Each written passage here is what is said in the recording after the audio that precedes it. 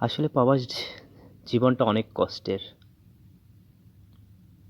সেটা হোক কাজের ক্ষেত্রে, ফ্যামিলি থেকে দূরে থাকার। যাই হোক, কর্মশেষে যখন আপনার কাজ শেষে আপনি যখন কোনো একটা নিরিবিলি জায়গায়, সেটা হোক নদীর পাশে কিংবা পার্কে। আজ আমি বসে আছি একটা নদীর পাশে। তেমন রাতও না, তেমন দিনও না।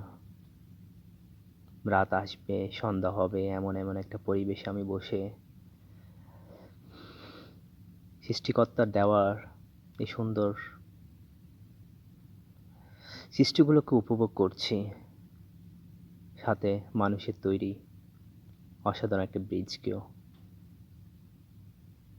নিজের ক্লান্তিকে একটু মুছে ফেলার চেষ্টা করছি এই নদীর পাশে বসে। জানি না সেটা আপনাদের কাছে